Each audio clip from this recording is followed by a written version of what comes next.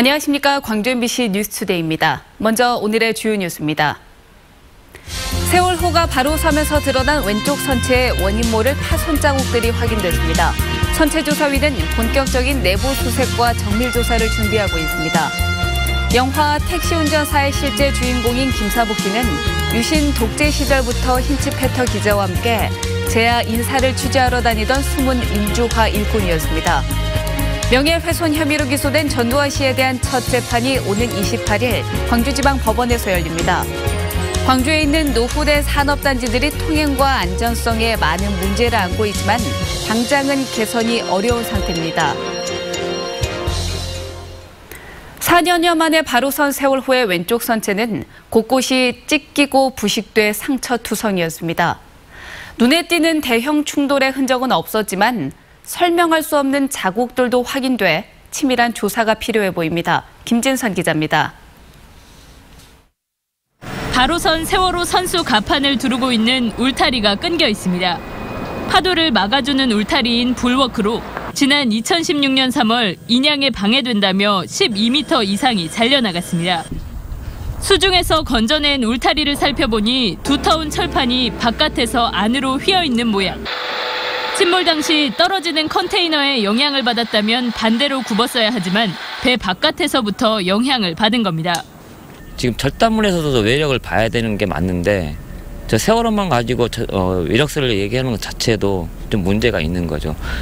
세월호는 전체적인 걸 다 보고 외력설의 증거로 꼽히고 있는 스테빌라이저 등 인양 당시 잘려나간 주요 구조물들은 세월호 옆에 보관돼 있습니다. 드러난 좌현에 갈라지고 깨진 외판은 물론 우현과 뱃머리에서도 확인되는 긁힌 자국 등 바로선 선체는 침몰 원인과 인양 과정을 원점부터 다시 조사해야 할 이유들을 보여주고 있습니다. 물리적으로 설명이 안 되는 현상이 있어서 저희들이 부득이하게 근거를 가지고 조사를 합니다. 그러나 아직까지 결론을 내릴 단계는 전혀 아닙니다. 세월호가 누워있던 지지대 아래에서는 슬리퍼 등 유류품 2점과 동물뼈 1점이 발견됐고 내부에서 흘러내린 기름과 펄 등이 수거되고 있습니다. 선조위는 다음 주 세월호 내부를 1차 점검한 뒤 내부 안전보강과 지지대 해체 등을 마치는 다음 달 본격적인 수색과 정밀 조사에 들어갈 예정입니다. MBC 뉴스 김진선입니다. 영화 택시 운전사가 지난해 관람객 1,000만 명을 돌파하면서 영화 속 실존 인물인 김사복 씨에 대한 관심이 뜨거웠습니다. 김사복 씨는 사실 5.18 이전부터 독일 기자 힌츠페터와 함께 재야 인사 취재에 동행했던 이른바 민주화 일꾼이었습니다. 송정근 기자입니다. 영화 택시 운전사의 주인공 김만섭은 5.18을 목격하면서 소시민의 모습을 벗어던지고 불의에 저항하는 모습을 보여줘 시민들에게 감동을 선사했습니다. 시민들의 관심은 자연스럽게 실제 인물인 김사복 씨에게 쏠렸고 5.18 영창특별전에서 처음으로 김사복 씨의 사진과 자료가 공개됐습니다. 공개된 자료에서 김사복 씨는 80년 5월 이전에도 75년 10월 경기도 포천에서 의문사한 장준하 선생의 추락사 현장에 힌츠페터와 동행한 것으로 나타났습니다. 1972년 유신헌법에 반대하다 기소된 고 장준하 선생과 고 함석헌 선생을 재판장까지 모시고 가다 찍힌 사진은 김 씨가 가장 아끼던 사진이었습니다. 80년 5.18 때 힌츠페터와 함께 시민학살을 목격하고서는 가족들에게 당시의 일을 자세히 말해주면서 분노를 터뜨리기도 했습니다. 광주 시민들을 학살하고 하는 아주 그런 장면들을 아버님이 자세하게 설명을 해주셨죠. 그야말로 오셔서 첫 마디가 같은 민족을 그렇게 죽일 수 있는지. 영화 내용과는 달리 김 씨는 80년 5.18 항쟁 기간 동안 힌츠페터와 함께 3차례나 광주에 와 취재를 도왔습니다. 김 씨는 지난 84년 간암으로 세상을 떠났고 이를 몰랐던 힌츠페터는 수차례 김 씨를 찾으려 애썼지만 만나지 못했습니다. 그분이 있어서 그 중요한 역할을 해주셨기 때문에 전 세계에 5.18을 알려주게 되었어서 그 택시 김사복 씨한테 정말 개인적으로 감사하다고 이야기하고 싶습니다. 택시 운전사의 주인공 김만복 씨의 숨겨졌던 이야기가 공개되면서 5월 광주에 울림을 주고 있습니다. MBC 뉴스 송정근입니다. 명예훼손 혐의로 기소된 전두환 씨에 대한 첫 재판이 오는 28일 광주에서 열립니다. 광주지방법원 형사 8단독은 고 조비오 신부 등 5.18 희생자의 명예를 훼손한 혐의로 기소된 전두환 씨에 대한 첫 공판 기일을 오는 28일로 정했습니다. 재판부는 지난 8일 전 씨에게 법정에 출석하라는 소환장을 보냈지만 아직 답변은 오지 않았습니다. 형사재판의 경우 피고인 출석은 의무사항인 만큼 전직 측 변호사인 조만간 재판부에 의견을 전달할 예정입니다. 송영무 국방부 장관이 오늘 14일 광주를 방문해서 5.18 유가족들을 위로하고 5.18 단체 관계자들을 면담할 예정입니다. 국방부 관계자는 당초 송 장관이 5.18 기념식에 참석하는 방안을 검토했지만 일정이 조정됐다고 설명했습니다. 송영무 장관은 계엄군의 헬기 사격 등에 대한 국방부 특별조사위원회의 발표가 있었던 지난 2월 국방부 장관으로서는 처음으로 광주 시민에게 사과한 바 있습니다. 5.18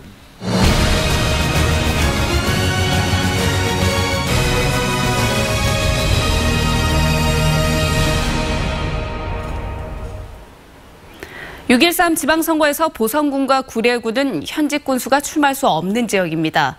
그래서 무주공산이라고도 불리는데요. 두 지역 모두 민주당 후보에 맞서 전직 군수들이 도전장을 냈습니다. 윤 군수, 이계상 두 기자가 연속 보도합니다. 반갑습니다. 보성군수 선거는 민주당의 김철우 후보와 무소속의 하승환 후보가 경쟁하고 있습니다. 사업가로 삼선 군의원을 지낸 김철우 후보는 단수로 민주당의 공천을 받았고 변호사 출신으로 재선 군수를 지낸 하승환 후보는 무소속으로 출사표를 던졌습니다. 두 후보 모두 전직인 이용부 군수가 뇌물 비리로 구속된 상황을 감안해서 선거 전략을 짰지만 방점이 달랐습니다. 선거가 끝나면 문재인 정부와 보성군을 바로 연결할 수 있는 힘 있는 군수가 필요한 시기입니다. 보성군의 시대 상황은 경험과 지혜와 경륜을 요구하고 있습니다. 그리고 깨끗하고 일을 잘했다는 어떤 검증을 필요로 하고 있습니다. 김 후보는 도시재생 뉴딜 사업과 해양수산 레포츠단지 조성 등을, 하 후보는 일하는 공직풍토 조성과 노후복지 책임 행정 등을 대표 공약으로 제시했습니다. 전직 군수의 비리가 이번 선거 판세에도 영향을 미칠 것으로 예상되는 가운데 민주당 공천에서 탈락한 박남일 예비후보와 평화당 공천을 기대하는 변재면 예비후보도 출마를 저울질하고 있습니다. MBC 뉴스 윤근수입니다. 현직 구례 군수가 3선 연임 제한 규정에 따라 선거전에서 빠지면서 3명의 후보가 치열한 경쟁을 벌이고 있습니다. 본선 못지않게 어려웠던 민주당 경선에서 승리한 김순호 후보는 30년 동안의 행정 경험과 민주당 프리미엄을 강점으로 내세우며 유권자의 표심을 자극하고 있습니다. 구례를 가장 화합시키고 또 소통하고 새로운 구례를 만들 수 있는 그런 자신감이 있습니다. 제8대 전라남도 의회 의장을 지낸 박인환 후보는 탄탄한 인맥과 조직력을 바탕으로 지역 발전의 적임자임을 강조하고 있습니다. 관광 인프라를 구축을 해서 1000만 관광객이 구례에도 찾을 수 있는 그런 관광 1번지로 반드시 만들어내겠습니다. 민선 2기와 3기 구례 군수를 역임한 전경태 후보는 지역 내 인지도와 군정 운영 경험을 앞세워 재기를 노리고 있습니다. 모든 주민들하고 같이 대화하고 그 주민들의 의견을 따라서 살림을 살아야 살림이 원만해지지 않을까 저는 그렇게 생각하고 있습니다. 주요 공약을 보면 김순호 후보는 구례 인구 늘리기 정책 등을, 박인환 후보는 구례 농특산물 판매 활성화, 전경태 후보는 투명하고 공개된 행정 등을 역점 시책으로 추진하겠다고 밝혔습니다. 유권자 규모가 2만 3천여 명에 불과한 구례 군수 선거는 소속 정당보다 그동안 쌓은 인맥과 조직력이 승부를 가를 수 있다는 점에서 후보들이 바닥 민심 잡기에 총력전을 펼치고 있습니다. MBC 뉴스 이계상입니다.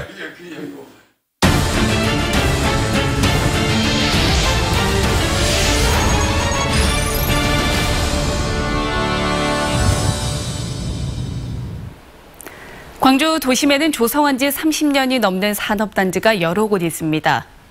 집이 낡으면 갖가지 문제가 생기듯이 산업단지 역시 마찬가지겠죠. 하지만 대다수의 노후 산다는 당장 개선이 어려워서 문제를 안고 지내야만 합니다. 박수인 기자입니다. 적재함에 짐을 실은 트레일러가 산단도로 한가운데서 오도 가도 못합니다. 도로는 좁은데 차는 많아서 불법 주정차가 심하기 때문입니다. 화재에 취약한 건물이 많은 산단에 불이 나도 소방차 진입조차 어려운 상태입니다. 바로 옆에 위치한 소촌 농공단지에는 슬레이트 지붕 공장이 적지 않습니다. 공단 근로자들의 건강에 좋을 리가 없습니다. 소촌 일반 산단은 이 슬레이트 건물들이 건축물이 몇 군데 있습니다. 그리고 주물 공장이었던 이런 데는 아예 영업 활동을 안 하고 그대로 있다 보니까 상당히 폐허된 이런 공장들도 있고요. 광주에는 소촌 산단과 본촌 산단, 하남 산단 등 조성한 지 30년 안팎의 노후 산단이 모두 5곳 있습니다. 이곳에는 모두 1,300여 개 업체 3만여 명이 근무하고 있습니다. 하지만 규모에 비해 도로 통행이나 건물 안전성 등 제반 여건은 크게 뒤떨어진 상태입니다. 하지만 현재로선 하남 산단을 빼곤 나아질 기미가 보이지 않습니다. 하남 산단은 오는 2020년까지 국비 등 1,300억 원 이상이 투입돼 혁신 산단으로 정비되지만 나머지 노후 산단은 손도 못 대고 있습니다. 국토부에서 하는 재생사업이라고 있습니다. 그 재생사업이 반영할 수 있으면 저희가 적극 반영하려고 지금 막 계획은 하고 있습니다. 기업 환경을 개선하기 위해 다른 신규 산단으로 이전하는 것도 어렵습니다. 막대한 이전비가 드는 데다 현재 자리가 주요 도로와 접근성이 좋아서 물류비가 적게 들다 보니 업체들이 이전을 꺼리고 있습니다. 노후 산단의 재정비 필요성은 다 알고 있지만 해법은 없는 상태가 계속되게 생겼습니다. MBC 뉴스 박수인입니다. 어제 오후 1시 30분쯤 나주시의 한 밭에서 트랙터가 작업 중이던 78살 김모 씨 할머니를 덮쳐서 김 씨가 숨졌습니다. 경찰은 트랙터 운전자 53살 A 씨가 고랑을 만드는 작업을 하다가 김 씨를 미처 발견하지 못해 사고가 난 게 아닌가 보고 정확한 경위를 조사하고 있습니다. 민중당 광주시당이 무등산 정상 개방에 맞춰서 군부대 철수를 요구하는 캠페인을 전개하기로 했습니다. 민중당 윤민호 광주시장 후보 등은 무등산 정상이 개방되는 오늘 등심사와 원효사 입구에서 군부대 철수와 무등산 정상의 상시 개방을 요구하기로 했습니다. 이들은 세계 지질공원으로 인증된 무등산이 더 이상 군부대 때문에 훼손돼서는 안 된다고 주장하고 있습니다. 80년 5.18 당시의 참혹상을 알리고 증언한 고 헌트리 목사와 고 피터슨 목사의 부인들이 오는 15일 광주를 찾습니다. 5.18 기념재단에 따르면 고 헌트리 목사의 부인 마사 헌트리 여사는 광주에 묻히고 싶다는 말을 남긴 헌트리 목사의 유언에 따라서 6월 일부를 양림동 선교사 묘지에 안장합니다. 고 피터슨 목사의 부인 바바리 피터슨 여사는 5.18 당시를 기록한 피터슨 목사의 육필 원고와 사진기 등을 재단에 기증할 예정입니다. 광주 숭일고 학생들이 지역사회 소외계층을 위한 봉사 체험 행사를 열었습니다. 광주 숭일고등학교 학생들은 북부 7지구 20여 개 경로당 어르신들을 학교로 초청해서 식사 대접과 경로 위안 공연 등 다양한 봉사 활동을 펼쳤습니다. 숭일고는 지역사회와 더불어 사는 삶을 실천하기 위해 17년째 학생들의 봉사활동을 진행했습니다.